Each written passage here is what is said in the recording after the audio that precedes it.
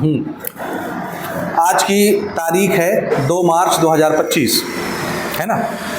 और कल का डेट आने वाला है 3 मार्च 2025। कल से क्लास 10th छत्तीसगढ़ माध्यमिक शिक्षा मंडल के स्टूडेंट्स की बोर्ड एग्ज़ाम शुरू हो रहे हैं। और पहला पेपर काहे का है? हिंदी का है। आई बात समझ? तो उम्मीद है कि एग्ज़ाम के जस्ट एक दिन पहले भी आप लोगों की तैयारी पूरी नहीं हुई होगी। ऐसा ही है ना, एग्ज़ाम के एक दिन पहले भी हमारी तैयारी कभी भी 100% नहीं रहती।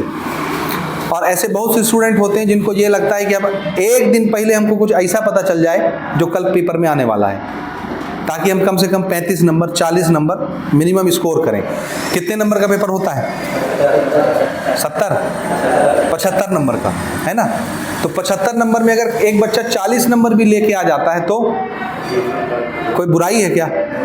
नहीं है ना। अपने बलबूते अगर आप 40 नंबर लेके आ गए तो कोई दिक्कत नहीं होगी। आई बात समझ? तो वो 40 नंबर कैसे हम सिक्योर करेंगे? हाँ, 40 नंबर हम कैसे सिक्योर करेंगे? पढ़ने का टाइम तो चला गया जी, साल भर अपन पढ़े नहीं है। तो मैं 40 नंबर के लायक आपको क्वेश्चन बताता हूँ, ठीक है, जिनको करके आप 40 नंबर सिक्योर कर सकते हैं। लेकिन उससे पहले एक इंपॉर्टेंट चीज़ आपको ध्यान रखनी है। इंपॉर्टेंट चीज़ ये है कि जब पहली बार आपको आंसर शीट मिलता है और आप उसको भरते हैं तो हड़बड़ी में होती है गड़बड़ी, समझे? तो वो गड़बड़ी आपने नहीं करना है, क्योंकि बोर्ड का सीधा सा निर्देश आया है कि किसी बच्चे ने अगर रोल नंबर लिखने में गलती कर दिया, 2 तरह से रोल नंबर लिखते हैं, शब्दों में और अंकों में। पहले अंकों में लिखना रहता है नंबर्स में, उसके नीचे बॉक्स रहता है, उसमें आपको शब्दों में लिखना रहता है। समझ आई बात? तो 2 तरह से रोल नंबर लिखना रहता है। बोर्ड ने सीधे बोला है कि बच्चे का रोल नंबर अगर मिस्टेक हुआ तो आपका रिजल्ट रुक जाएगा। सब बच्चों का रिजल्ट आ जाएगा, आपका नहीं आएगा, रुक जाएगा। तो एकदम सावधानी आपको रखना है कि रोल नंबर में गड़बड़ी नहीं होना चाहिए, ना अंकों में और ना शब्दों में, ठीक है। दूसरा, बोर्ड ने ये बोला है कि आपको विषय लिखते समय भी सावधानी रखनी है। विषय कि कल काहे का पेपर है? हिंदी, तो आपको हिंदी लिखना है, इंग्लिश नहीं लिख देना है, या ऐसे लिख के काटना पीटना नहीं है उसको। विषय साफ साफ लिखा होना चाहिए और रोल नंबर भी साफ साफ लिखा होना चाहिए, क्योंकि जिस कॉलम में आपको रोल नंबर या विषय वगैरह लिखना रहता है, रोल नंबर वाला जो कॉलम रहता है उसको स्टिकर लगा के चिपका दिया जाता है, वो ढक जाता है और वो सीधा खुलता है जहाँ समन्वय केंद्र में बोर्ड की कापियाँ चेक होती है, वहीं स्टिकर निकलता है उसका। समझे? नहीं समझे? और फिर कॉपी डिस्ट्रीब्यूट की जाती है स्टिकर निकालने के बाद। ठीक है जी, ठीक है, आ रहा बात समझ में? तो रोल नंबर सही सही लिखना है और विषय सही सही लिखना है, ये 2 बात में मिस्टेक नहीं करना है, क्योंकि वहाँ वाइटनर लगाने का कोई स्कीम नहीं रहता कि आपसे अगर मिस्टेक हो गया तो वाइटनर लगा दिए।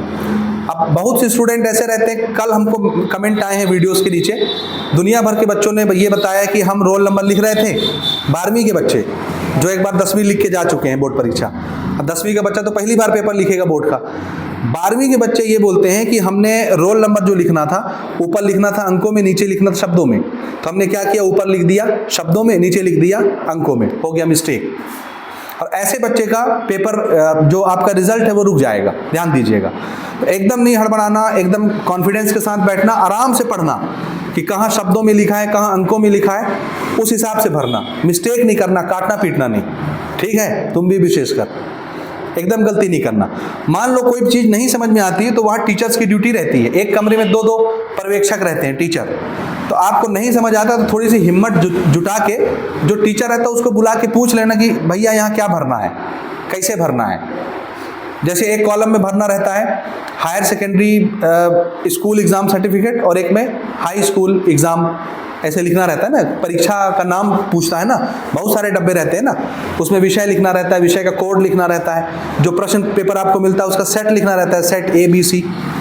उसी में एक डब्बा रहता है माध्यम का कि किस मीडियम से आप पेपर लिख रहे हैं, हिंदी मीडियम या इंग्लिश मीडियम। तो अगर आप इंग्लिश मीडियम के बच्चे हैं तो आप क्या लिखेंगे, इंग्लिश माध्यम में, जबकि पेपर काहे का है, हिंदी का, लेकिन माध्यम में क्या लिखेंगे, इंग्लिश, और विषय में क्या लिखेंगे, हिंदी।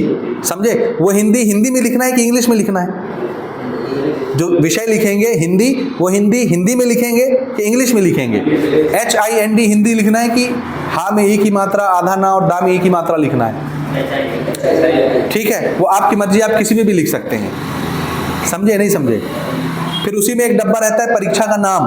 क्या रहता है? परीक्षा के नाम में होता है गड़बड़ी, कोई कुछ लिखता है कोई कुछ लिखता है। आप अगर 10वीं के विद्यार्थी हैं, शॉर्टकट में क्या लिखिए? HSC। क्या लिखना है? Capital H, capital S, capital C, high school certificate exam. समझे नहीं समझे? और जो 12वीं का बच्चा होगा वो लिखेगा HSS, higher secondary school certificate exam. HSS लिख देंगे, चलेगा। आप 10वीं के तो आप क्या लिखेंगे? HSC, high school certificate exam. High का H, स्कूल का S और सर्टिफिकेट का C, HSC। ठीक है, इसमें गड़बड़ी नहीं होगी, श्योर है? तो रोल नंबर में मिस्टेक नहीं करना, दूसरा विषय में मिस्टेक नहीं करना, बाकी कहीं कर देना, लेकिन ये 2 चीजें आपको ध्यान रखनी है। समझे आप? नहीं समझे? नहीं समझे? दूसरा क्वेश्चन ये उठता है बच्चों का कि हम पेन कौन सा लेके जाएं, किस कलर के पेन से पेपर लिखना है? बोलो किससे लिखोगे? ब्लैक से कि ब्लू से? तो आंसर है ब्लू से लिखना है आपने। किससे लिखना है? और बॉल पॉइंट पेन यूज करना है, जेल पेन यूज नहीं करना है। बॉल पॉइंट समझते हैं कि नहीं समझते? जेल के अलावा जो पेन होता है वो बॉल पॉइंट पेन होता है। ठीक है, तो जेल पेन लेके नहीं जाना, कम से कम 2-3 पेन लेके जाना। ब्लू कलर के 2-3 पेन, ब्लैक कलर के 2 पेन, या एटलीस्ट ब्लैक कलर का 1 पेन, ब्लू कलर के 3 पेन। और 3 नहीं भी हो पाता तो 2 तो भी लेके जाओगे ब्लू कलर का। एक अगर धोखा दे गया तो 1 होना चाहिए। तो आंसर किससे लिखना आपने? ब्लू से। और हेडिंग किससे बनाना है? ब्लैक से। ये समझे? अब हिंदी का पेपर रहेगा तो क्वेश्चन छापेंगे आप, फिर आंसर लिखेंगे, तो ये गलती बिल्कुल नहीं करना है। क्वेश्चन आपको नहीं लिखना है। क्या सुने? क्वेश्चन आपको नहीं लिखना है। तो क्या लिखना है फिर? आंसर नंबर, उत्तर नंबर। क्या लिखोगे? हिंदी का पेपर है तो कोशिश करिए उत्तर क्रमांक लिखिए। क्रमांक का बना के, और रा की मात्रा नहीं लगाते नीचे, और बिंदु लगा दीजिए। अब वो कहाँ लिखोगे? साइड में लिखोगे कि बीच में लिखोगे? बीच में लिखो, उसको बॉक्स में पैक करो, उसके नीचे आंसर लिखो। समझे? नहीं समझे? तो हेडिंग किससे होगी? ब्लैक पेन से होगी। समझ आई बात? और आंसर किस में लिखेंगे? ब्लू कलर के पेन से लिखेंगे। कोई दिक्कत? अब इसमें कुछ क्वेश्चन ये उठता है बच्चों का कि पेपर जब आप देखोगे तो हो सकता है कभी कभी जो बच्चा पढ़ के नहीं जाता उसके पांव तले की जमीन खसक जाती है कि यार ये मेरे से नहीं बन रहा है, ये नहीं बन रहा है, ये नहीं बन रहा, वो वाला क्वेश्चन बन रहा है। क्रम से नहीं बनता, आगे पीछे के क्वेश्चन बनने लगते हैं। जैसे पीछे के क्वेश्चन बनने लगे, आगे का नहीं बन रहा है, तो कैसे करना है? तो पहले जो क्वेश्चन तुमसे बनता है उस क्वेश्चन को पहले बनाओगे, और क्वेश्चन का नंबर, आंसर का नंबर अच्छे से साफ साफ दिखना चाहिए। उत्तर क्रमांक 3, उत्तर क्रमांक 5, उत्तर क्रमांक 10, उत्तर क्रमांक 18। समझ आई बात? ये साफ सुथरा लिखा होना चाहिए, इसमें मिस्टेक नहीं होना चाहिए। समझे कि नहीं समझे? समझ गए? अब उत्तर लिखते समय क्या करेंगे आप?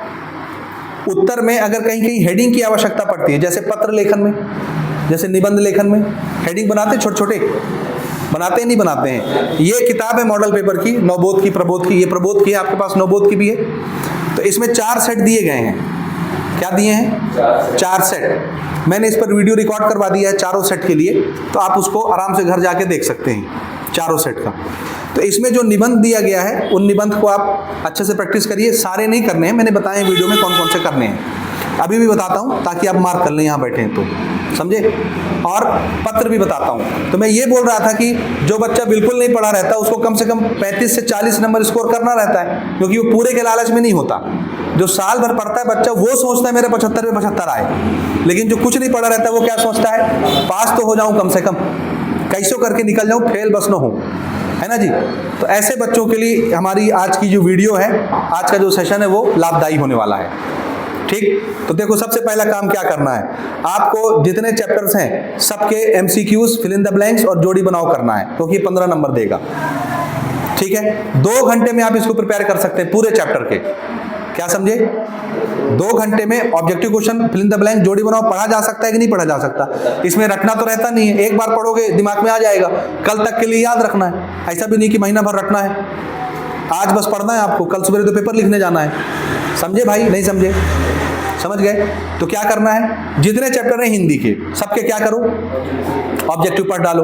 लेकिन चैप्टर के ऑब्जेक्टिव और फिल इन द ब्लैंक्स और जोड़ी बनाओ पढ़ने से पहले इसके जो 4 सेट दिए गए हैं उसके सारे ऑब्जेक्टिव, सारे फिल इन द ब्लैंक्स, सारे जोड़ी बनाओ क्या करना आपने, रट डालना है इसके चारों सेट के, क्योंकि क्वेश्चन पेपर की तरह आपको दिखेगा और कुछ ना कुछ यहां से फंसेगा आपके पेपर में।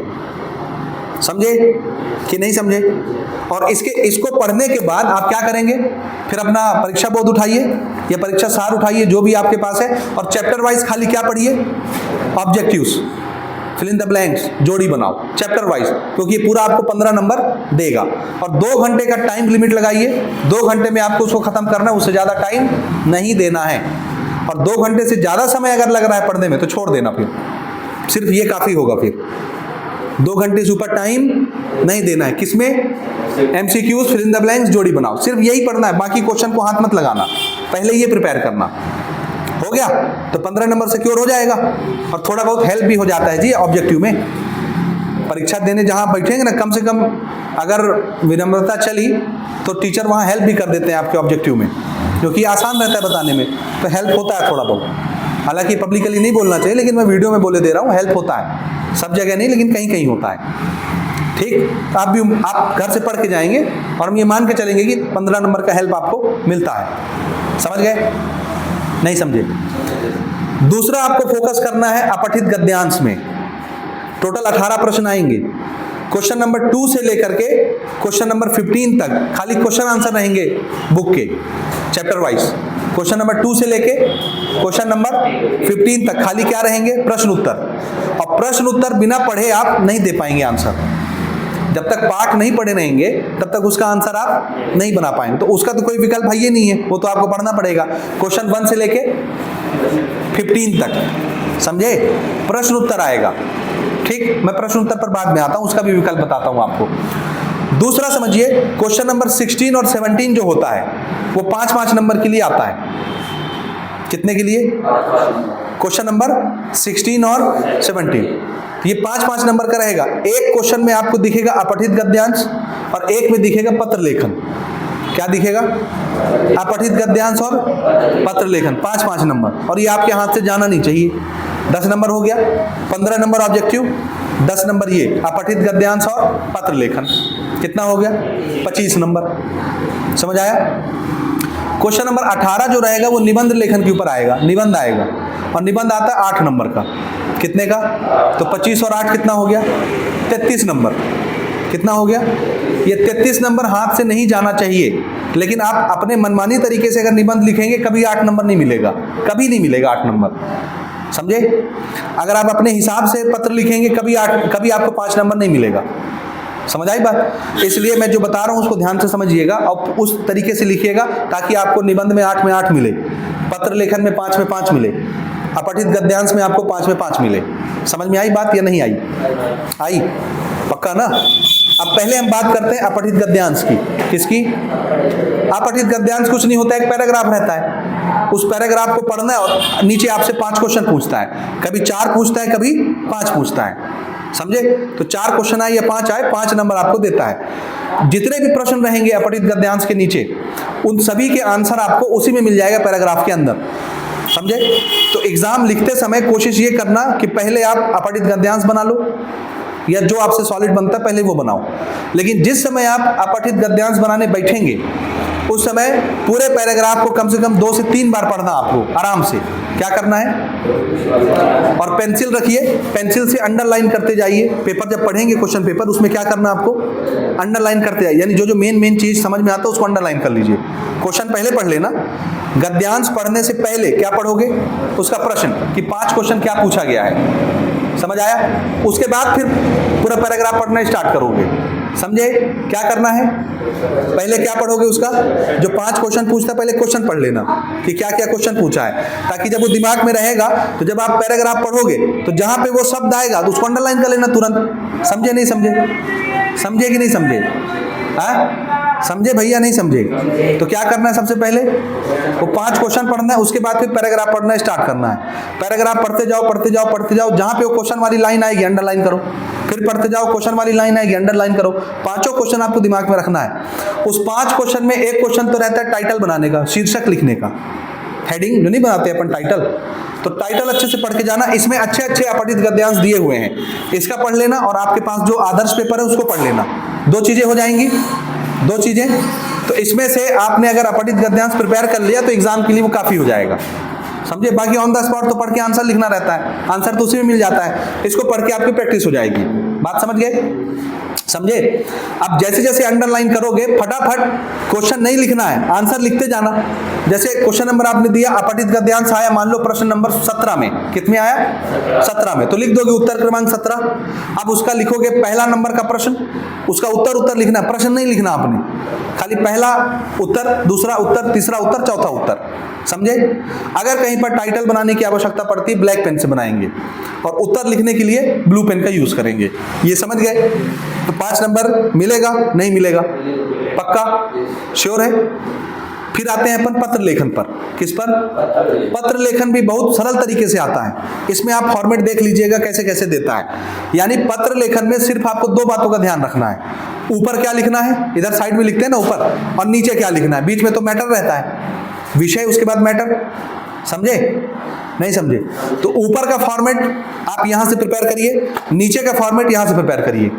जैसे एक पत्र लेखन आएगा कि आप अपने प्रचार को एक पत्र लिखिए फीस माफी के लिए, शुल्क की पूरी तरह से माफी हो जाए आपकी, क्या बोलते हैं उसको, शुल्क मुक्ति के लिए, है ना।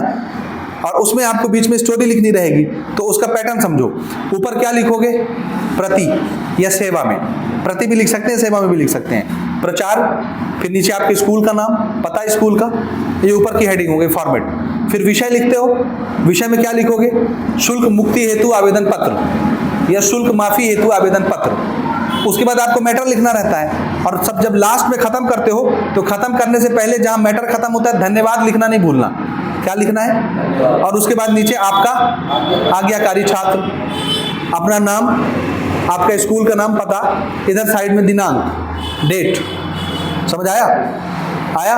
ऊपर में सेवा में फॉर्मेट, फिर विषय, फिर आपका जो टॉपिक रहेगा वो, फिर बीच में धन्यवाद, और इधर नीचे आपका आज्ञाकारी, और इधर साइड में डेट। ये बात समझ आया?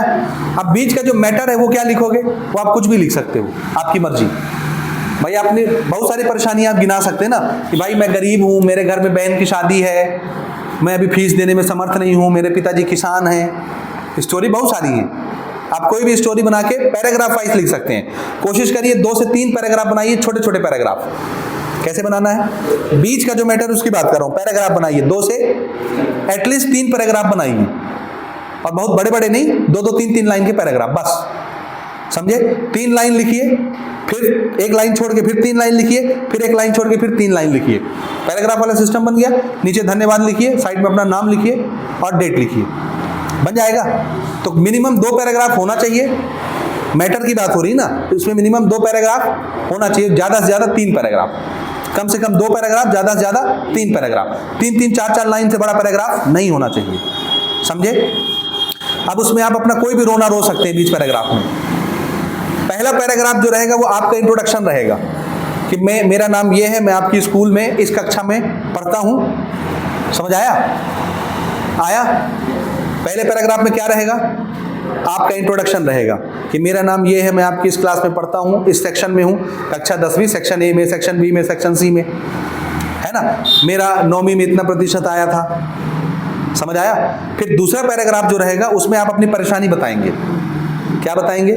दूसरे पैराग्राफ में अपनी परेशानी, कि मेरे घर में ये हो गया, वो हो गया, मेरे भाई की पैर की हड्डी टूट गई, उसके इलाज में पैसा जा रहा है, हम गरीब हैं, हमारे फैमिली की जो कंडीशन है वो सही नहीं है, मेरे घर में बहन की शादी है, समझ आ रहा है, या रिश्तेदार की शादी है, ठीक है, या सैलरी नहीं आई हुई है पिताजी की 4 महीने से। तो कोई भी रोना आप रो सकते हैं।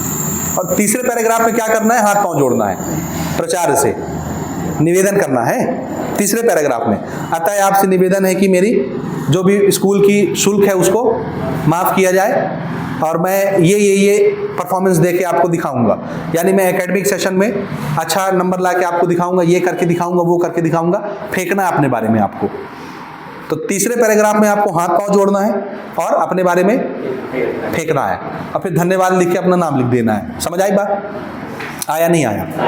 इसी प्रकार से दूसरा इंपॉर्टेंट पत्र लेखन आपका आता है लाउड स्पीकर के ऊपर प्रतिबंध लगाने के लिए। जैसे आप कहीं रहते हैं, आपके अगल बगल लाउड स्पीकर बज रहा है, जैसे अभी देख रहे हो त्योहार चल रहा है ना, तो आए दिन कोई भागवत कराते रहता है, कहीं कोई सभा चल रही है, कहीं कुछ चल रहा है, कहीं कुछ चल रहा है, और लाउड स्पीकर इतना लाउडली बजता है कि आप बैठ के नहीं पढ़ सकते। तो तो इसके लिए आपको पत्र लिखना रहता है किसको? जिलाधीश को। जिलाधीश किसको बोलते हैं?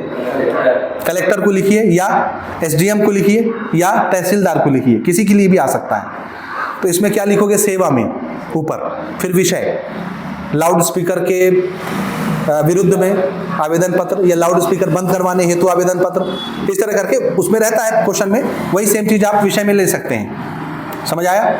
उसके बाद उसको भी 2 से 3 पैराग्राफ में आप लिखेंगे। उसमें क्या बताएंगे? मेरा नाम ये है, मैं इस शहर में, इस मोहल्ले में, इस मकान नंबर में रहता हूँ, मेरे अगल बगल ये त्यौहार चल रहा है, या ये ऑकेशन है, अगल बगल के पड़ोसी जो हैं वो लाउड स्पीकर बजाते हैं बड़ी तेजी के साथ, इतने बजे से इतने बजे तक हमारी पढ़ाई का शेड्यूल रहता है, टाइम रहता है, उसी बीच लाउड स्पीकर बजता है और हमको पढ़ने में बहुत समस्या होती है, हमारी बोर्ड परीक्षाएं चल रही हैं। तो कहानी तो बना सकते हैं आप ना। तो 2 से 3 पैराग्राफ में कहानी लिखिए। आखिरी पैराग्राफ में क्या करेंगे?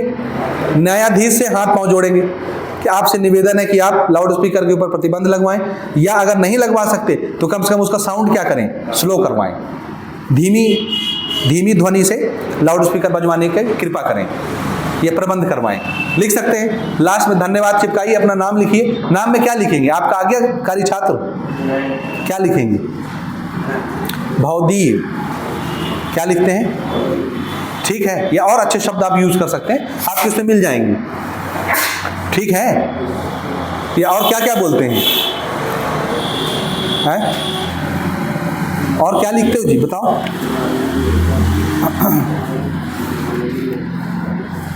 विनीत भी लिख सकते हैं, विनीत आपका नाम, और भवदी भी लिखते हैं कुछ लोग।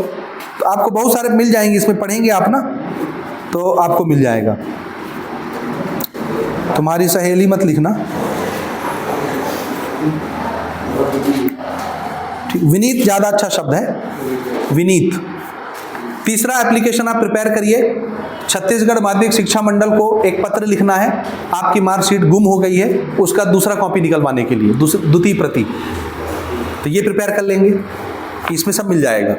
तीसरा एप्लीकेशन लिखना है अपने किसी दोस्त को कि आपके घर में आपकी बहन की शादी है, उसकी तैयारी कैसे चल रही है, अपनी सहेली को, अपने दोस्त को, तो उसको प्रिपेयर कर लीजिए। ठीक है। चौथा एप्लीकेशन प्रिपेयर करिए, आपके मोहल्ले में बहुत गंदगी रहती है, उसको साफ सफाई करवाने हेतु म्युनिसिपालिटी को आपको लिखना है एप्लीकेशन। समझ आया? ये 3-4 एप्लीकेशन प्रिपेयर कर लीजिए, बस इसी में कोई ना कोई आपको फंस जाएगा। और मान लीजिए इसके अलावा अगर कोई एप्लीकेशन आता है तो फिर क्या करेंगे? तुम खुद राइटर रहोगे भाई, काहे परेशान होते हो, लिख देना बस, हो गया, छोड़ के नहीं आना। ठीक है। फिर आते हैं अपन निबंध के ऊपर, 8 नंबर। ठीक, निबंध कुछ भी आ जाए आपको लिख के आना है, ऐसा कोई टॉपिक नहीं जिसमें आप कुछ ना कुछ लिख ना सकें, है ना जी। मोस्ट फेवरेट है विज्ञान के चमत्कार, संचार के साधन यानी कम्युनिकेशन टेक्नोलॉजी, मोबाइल फोन, उसकी जो क्रांति है वो, ये तो आता ही है। विज्ञान का चमत्कार और विज्ञान का विनाश, है ना जी। पर्यावरण के ऊपर भी प्रिपेयर कर सकते हैं। समय का सदुपयोग वैसे कम पूछा जाता है लेकिन आप पढ़ सकते हैं। खेलों का महत्व, यस। एक प्रिपेयर करिए छत्तीसगढ़ से, छत्तीसगढ़ के तीर्थ स्थल, और एक है, ये तो खैर कम इंपॉर्टेंट है, इससे ज़्यादा इंपॉर्टेंट है विकास की पथ पर छत्तीसगढ़, यानी छत्तीसगढ़ कैसे दिन ब दिन डेवलपमेंट करता जा रहा है। तो ये आप छत्तीसगढ़ से रिलेटेड चाहे तीर्थ स्थल के ऊपर आपसे पूछे या डेवलपमेंट ऑफ छत्तीसगढ़ आपसे पूछे, आप सब में आंसर चिपका सकते हैं एक समान।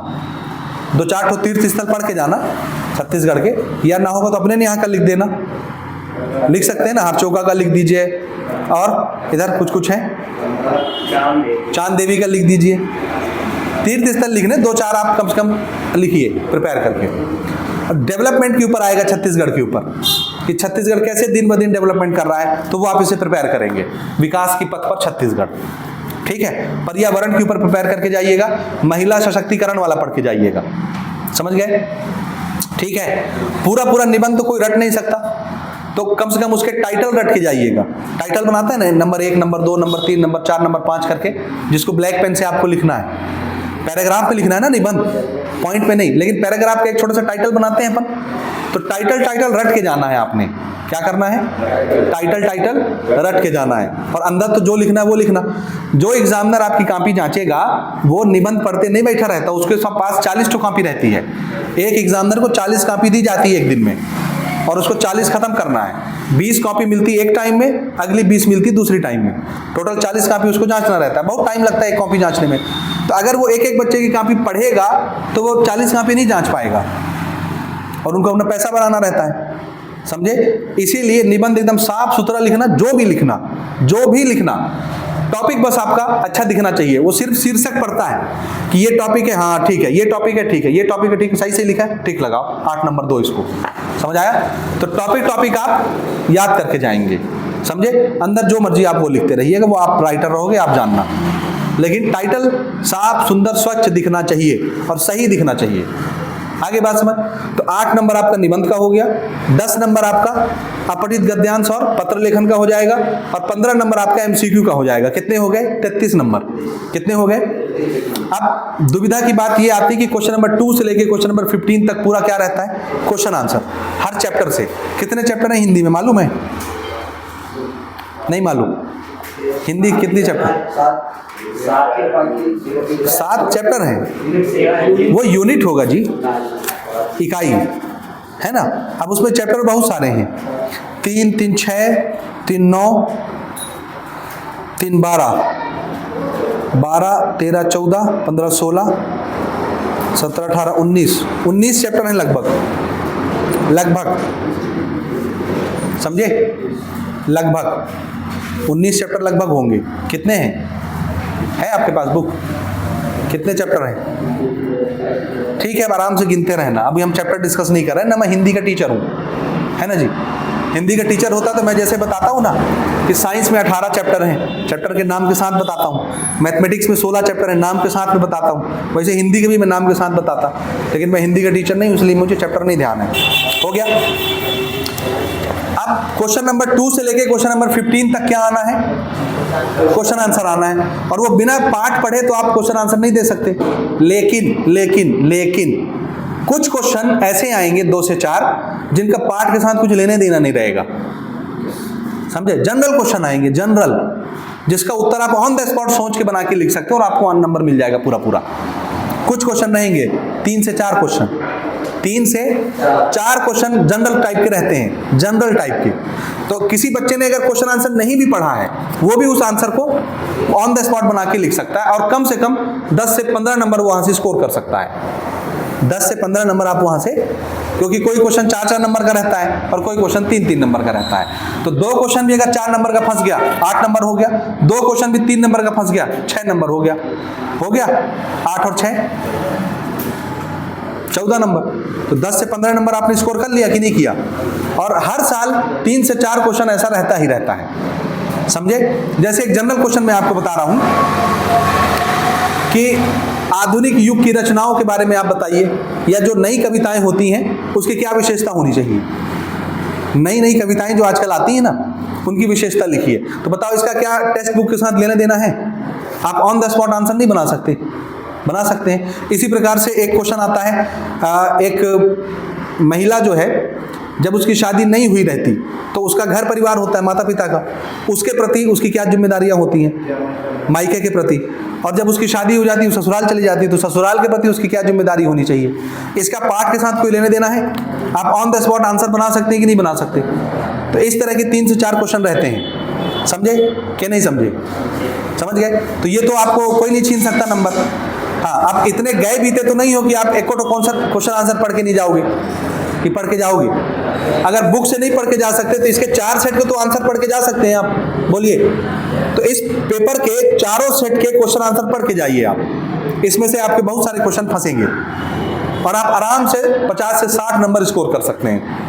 75 में 60 नंबर आपका कहीं नहीं गया, हल्का फुल्का कुछ कटता है, समझे। एक बात और, अपठित गद्यांश में जो 5 क्वेश्चन बनाए जाते हैं उसमें से एक क्वेश्चन में कभी कभी आपको व्याकरण दिया जाता है। क्या दिया जाता है? जैसे उसी में जो गद्यांश रहेगा आपका, उसी में से कुछ शब्द निकाले जाएंगे, बोलेंगे इसका विलोम शब्द लिखो, व्याकरण है ये। कोई शब्द निकाले जाएंगे, बोलेंगे इसका समास विग्रह करिए, कभी बोल देगा संधि विग्रह करिए, कभी कुछ पूछ देगा, कभी कुछ पूछ देगा, यानी व्याकरण से रिलेटेड क्वेश्चन पूछेगा। तो थोड़ा बहुत भाई आपको व्याकरण आना चाहिए, समास बनना चाहिए, संधि बनना चाहिए, छंद बनना चाहिए, प्रत्यय बनना चाहिए, उपसर्ग बनना चाहिए। तो ये कुछ आप पढ़ के जाइए। विलोम शब्द बनना चाहिए, पर्यायवाची शब्द बनना चाहिए, कभी मुहावरे भी आ जाते हैं, इसमें आप देखेंगे किसी सेट में मुहावरा भी दिया हुआ है, 4-5 मुहावरे, वो भी पढ़ के जाइए। समझ आया? लकीर पीटना, समझे नहीं समझे? इस तरह करके बहुत सारे मुहावरे हैं, तो वो पढ़ के जाएं। ठीक है, ठीक है। तो इसके एटलीस्ट क्वेश्चन आंसर आप पढ़ के जाएंगे, ठीक है, और गलती नहीं करेंगे। काटने पीटने वाला काम बिल्कुल नहीं करना, ठीक है, एकदम साफ सुथरा काम करना। ब्लू पेन से ही आंसर लिखना, ब्लैक पेन से हेडिंग बनाना, ठीक है। जो ये बोलता है कि 2 कलर के पेन यूज नहीं कर सकते, वो गलत बोलता है। आप बिल्कुल कर सकते हैं, जितना सुंदर आप अपने आंसर को प्रेजेंट कर सकते हैं करिए। लिखने के बाद काटना नहीं भैया, लिखने के बाद पेपर को काटना नहीं है। जैसे मैथ्स के लिए जब आप अपीयर होंगे तो मैथ्स में तो एक पेज रफ के लिए लगता है, तो आखिरी वाला पन्ना आप रफ के लिए यूज करिए, और रफ में पूरा रफ करने के बाद एक बार उसको ऐसे काटना नहीं भूलना, लास्ट में एक बार पूरा उसमें ऐसे चिरगोदना नहीं है। क्या समझे? जहां रफ यूज करना होता है वहां क्या करिए, ऊपर में रफ लिख दीजिए, रफ वर्क। क्या लिखना रहता है? Rough work. और हिंदी माध्यम के हैं तो रफ कार्य। और पूरा रफ करने के बाद आखिरी में जब पेपर सबमिट करना रहेगा उसके पहले पहले क्या करना है, एक बार ऐसे काट देना, एक बार, दोबारा ऐसे नहीं चलाना, कट पिट नहीं करना है, एक बार ऐसे काट दीजिए, बस हो गया। तो कभी एक पन्ना आप रफ के लिए यूज करते हैं, कभी 2 पन्ना रफ के लिए यूज करते हैं। जितने भी रफ के लिए आप पेपर यूज करेंगे क्या करना है, एक बार एक लाइन से काट देना है, बस हो गया। समझ गए कि नहीं समझे? अपने साथ कोई भी इलेक्ट्रॉनिक गैजेट लेके नहीं जाएंगे आप लोग आजकल बहुत शौकीन रहते हैं, बढ़िया बढ़िया घड़ी पहनते हैं, स्मार्ट वॉच जिसको अपन बोलते हैं। तो डिजिटल घड़ी बिल्कुल पहन के नहीं जाना परीक्षा हाल में। घड़ी पहनना है, एनालॉग घड़ी पहन के जाइए। जैसे ये पहना है, दिखा घड़ी इधर लेके आ। ये सगाई में मिला था, शादी में मिला था? कोई लड़की गिफ्ट की है क्या? रिसेप्शन में पाया, ससुराल वालों की तरफ से। ये घड़ी है एनालॉग घड़ी। कौन सी घड़ी? जिसमें कांटा रहता है, कांटा टाइम बताता है। ये घड़ी पहन के आप जा सकते हैं, लेकिन वो जो लुप जलता है, नंबर जिसमें प्रिंट होता है, डिस्प्ले होता है, वो घड़ी आप पहन के नहीं जा सकते। डिजिटल घड़ी आपने नहीं पहनना है, एनालॉग घड़ी आप जरूर पहन के जा सकते हैं। तो कोशिश करिए जरूर घड़ी लेके जाइए, क्योंकि टाइम बहुत जरूरी रहता है। जिस हॉल में आप बैठेंगे जरूरी नहीं होगा वहाँ घड़ी लगी होगी, और टीचर से आप बार बार टाइम भी नहीं पूछ सकते, किसी बच्चे से भी नहीं पूछ सकते। तो घड़ी जरूर लेके जाइए, और घड़ी को साइड में रखिए, हाथ में भी मत पहनिए, साइड में रख दीजिए, और पेपर लिखते जाइए, टाइम देखते जाइए। 3 घंटे का पेपर रहेगा, है ना? तो अपने हिसाब से टाइम डिवाइड कर लेना कि मुझे किस क्वेश्चन को कितना टाइम देना है, ताकि 3 घंटे के अंदर मेरा पूरा 18 क्वेश्चन पूरा हो जाए।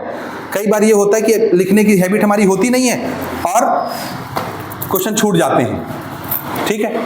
लिखने की हैबिट ना होने के कारण क्वेश्चन क्या होते हैं, छूट जाते हैं, ठीक? तो मैं ये बता रहा था, कोई भी इलेक्ट्रॉनिक गैजेट आपको साथ में लेके नहीं जाना है। ना आपको डिजिटल घड़ी पहन के जाना है, ना आपको कोई पेजर लेके जाना है, ना मोबाइल फोन लेके जाना है। और क्या इलेक्ट्रॉनिक उपकरण होता है? नकल के बहुत सारे जुगाड़ हैं आजकल, है?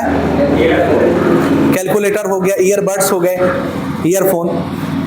और एआई का तो बिल्कुल यूज नहीं करना है, क्योंकि अभी सूरत में 2 स्टूडेंट ऐसे थे जो एआई टेक्नोलॉजी का यूज करके नकल कर रहे थे सीबीएसई के पेपर में, धरा गए। सीबीएसई ने 2 साल के लिए बैन कर दिया कि वो पेपर नहीं लिख सकते, 2 साल के लिए। तो आजकल लड़के बड़े खुरापाती हो गए हैं, दिमाग बहुत तेज चलता उनका, समझे? कहीं चप्पल में चिपका के ले जाएंगे कोई प्लेट। अभी मैं एक वीडियो देख रहा था, एक बंदा बढ़िया पहना था, वो विग लगाया था, विग समझते ना, बाल, नकली बाल, और उसके अंदर लगाया था सिम, मतलब मोबाइल के अंदर जो प्लेट नहीं होती, तो मोबाइल से अगर उसका पैनल हटा दिया जाए तो अंदर प्लेट बचता है, वो प्लेट ऐसे चिपका था पेपर के साथ, टेप के साथ, विग के अंदर सिम लगा हुआ था। और जो माइक्रो ईयरबड्स आते हैं, छोटे वाले, बड़े नहीं जो बाहर से दिखते हैं, माइक्रो ईयरबड्स को कान के अंदर डाला हुआ था। बाहर से देखने से कुछ नहीं पता चलेगा, बाल भी बढ़िया कंघी किए, पता ही नहीं चलेगा विग लगा है कि नकली बाल है। समझ रहे हैं? तो इस तरह की कोई भी हरकत नहीं करनी है आपने। हालांकि ये मामला यूपीएससी के एग्जाम का था, फिर वो धरा गया क्योंकि वो मेटल डिटेक्टर यूज करते हैं। जैसे मेटल डिटेक्टर पास हुआ, यहाँ मेटल था कान के अंदर, पकड़ा गया।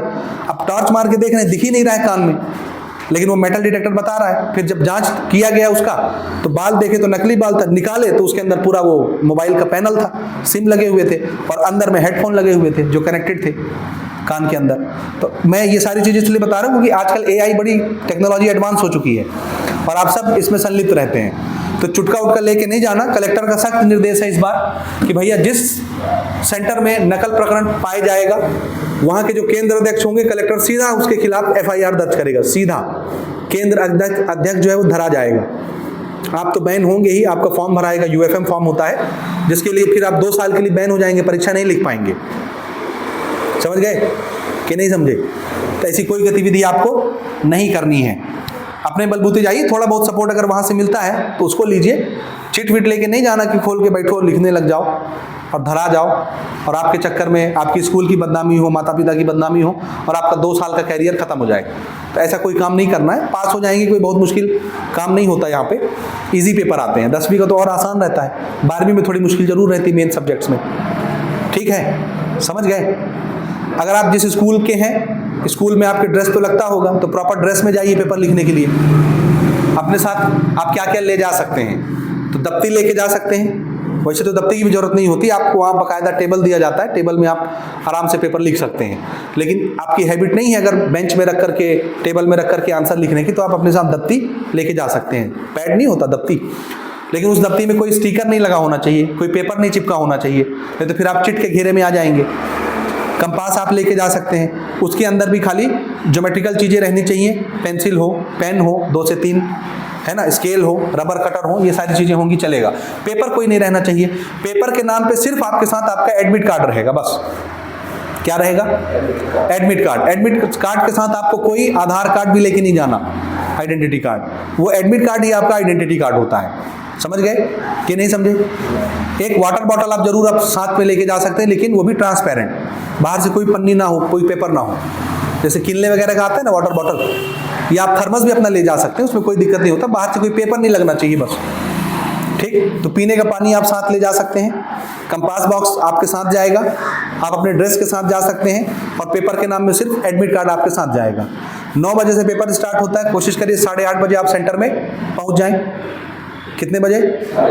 क्योंकि वहाँ पे चेकिंग शुरू हो जाती है 8:30 से। 9 बजे आपको हर हाल में आपकी जगह पर बैठा दिया जाएगा। 9 बजे पेपर शुरू होगा, 9:15 पे। तो 9 बजे आपको क्या किया जाएगा? आपके हॉल में जहाँ आपकी जगह होगी, रोल नंबर देख के चेकिंग वेकिंग करने के बाद आपको वहाँ पहुँचा दिया जाएगा। आप बैठ जाएंगे अपने डेस्क के ऊपर, बढ़िया रोल नंबर देख लेना, डेस्क में चिपका रहता है, अपने एडमिट कार्ड से अपना रोल नंबर मैच कर लेना, तब बैठना वहाँ पे। कई बार ऐसा मैंने देखा है, मेरी भी ड्यूटी लगती है ना पेपर में, तो कई बार ऐसा हो जाता है कि किसी बच्चे का रोल नंबर दूसरे कमरे में होता है और वो गलती से किसी दूसरे रूम में बैठ जाता है, रोल नंबर वो मैच नहीं करता, और आधा पेपर लिखने के बाद पता चलता है कि यार तेरा जगह यहाँ था ही नहीं, तेरे को तो दूसरे कमरे में होना चाहिए। अब फिर उससे पेपर छीनो, पेपर चेंज करो, उसको दूसरी जगह बैठाओ, बड़ा सरदर्द हो जाता है। फिर इतना डिप्रेशन होता है वहाँ पे कि फिर जो बनते क्वेश्चन होते हैं वो भी, क्योंकि इतना डांटते हैं फिर वहाँ टीचर, इतना गाली सुनने के बाद, डांट सुनने के बाद फिर आपकी हिम्मत नहीं रह जाती। जो सोच के आप आए होते पेपर लिखने के लिए, आपका दिमाग फ्रेश माइंड के साथ रहता है, वो खत्म हो जाता है। समझ आई बात कि नहीं समझे? इसीलिए मैं आपको समझा रहा हूँ कि बढ़िया रोल नंबर देख के बैठिए, मैच करके। टीचर वैसे बताते हैं, देख के ही एंट्री देते हैं, तो देख सुन के आप बढ़िया बैठिए। 9 बजे आपको अपनी जगह पर बैठ जाना है। 5 मिनट के बाद 9:05 में आपको मिलेगा आंसर शीट, जिसमें आपको आंसर लिखना है। ठीक, उसमें बाकायदा अच्छे तरीके से आप अपना रोल नंबर भरिए, अंकों में, शब्दों में। नीचे 3-4 बॉक्स रहते हैं, वहाँ विषय डालिए, विषय कोड डालिए, ठीक है, डेट डालिए, डेट का भी एक कॉलम रहता है, और माध्यम लिखिए, ठीक है। इसके अलावा जब ये सब कुछ हो जाएगा, आपको अपना नाम लिखना रहता है, अभ्यर्थी के हस्ताक्षर, जहाँ रोल नंबर रहता है उसके नीचे ही रहता है। पर्यवेक्षक वाले में कुछ नहीं करना, पर्यवेक्षक भी एक कॉलम रहता है ना, नाम, उपाधि, वो सब जो टीचर की ड्यूटी रहेगी वो भरेगा। आप खाली रोल नंबर के नीचे देखेंगे, परीक्षार्थी के हस्ताक्षर लिखा होगा, वहाँ पे अपना साइन करेंगे आप, जैसा आपका एडमिट कार्ड में साइन होगा, बिल्कुल उसी प्रकार। समझ आई बात? तो 9:05 में आपको आंसर शीट मिलेगा, 5 मिनट का टाइम रहेगा उसको भरने का, आराम से भरा जाएगा, कोई दिक्कत नहीं। फिर 9:10 में आपको मिलेगा क्वेश्चन पेपर। तो क्वेश्चन पेपर जब आपको मिल जाए तो उसमें छपा रहता है क्वेश्चन पेपर का set, set A, set B, set C. तो जैसे ही क्वेश्चन पेपर मिलेगा, आप क्या करेंगे? अपने आंसर शीट में सेट लिखेंगे, सेट ए मिला, सेट बी मिला, सेट सी मिला। समझ आई बात? 5 मिनट का टाइम मिलेगा क्वेश्चन पेपर को पढ़ने के लिए। 9 बजे बैठेंगे, 9:05 में आंसर शीट मिलेगा, 9:10 में क्वेश्चन पेपर मिलेगा। 5 मिनट आराम से पढ़िए क्वेश्चन पेपर को, पूरा देख लीजिए, सारी चीज़ें अच्छे से छपी हैं, कुछ गड़बड़ी तो नहीं है, सब क्वेश्चन दिमाग में सेट कर लो कि कौन सा मेरे से बन रहा है, कौन सा नहीं बन रहा, किसको पहले बनाना है, किसको बाद में बनाना है। 5 मिनट में सब डाटा सेट हो जाता है, और उसके बाद 9:15 से लिखने का काम शुरू होगा। 9:15 से लिखने का काम शुरू होगा, जो कि 12:15 तक चलेगा, टोटल 3 घंटे। 9:15 से 12:15, इन 3 घंटों में आपको 18 प्रश्न को समेटना है। समझ आई बात? और जो 12वीं के विद्यार्थी होते हैं उनको 26 प्रश्न समेटना है, 26। और मैथमेटिक्स में 29 क्वेश्चन 12वीं में, 10वीं में तो 18 ही रहेगा, 12वीं में कितने रहेंगे? 29 क्वेश्चन उसी 3 घंटे में। ठीक है, तो अच्छे से बैठ के पेपर लिखिए, आराम से लिखिए, टेंशन नहीं लेना, आराम से लिखना है। टेंशन लोगे तो फिर क्वेश्चन छूट जाएंगे, इसलिए रिलैक्स होकर बैठना, बीच बीच में पानी पीते रहना, 2-2 मिनट का ब्रेक ले सकते हो, हाथ लिखते में थक जाता है तो ब्रेक ले लेके आराम से लिखते जाना। ठीक है, तो इसी शुभकामनाओं के साथ आपको विदा करेंगे और उम्मीद करेंगे कि आप अच्छा अच्छा पेपर लिख के आएंगे और अच्छा अच्छा हमको रिपोर्ट करेंगे कि पेपर अच्छा गया। ठीक हो गया? अब आपके मन में अगर कोई क्वेश्चन हो तो आप एक एक करके पूछ सकते हैं मुझसे। ठीक हो गया?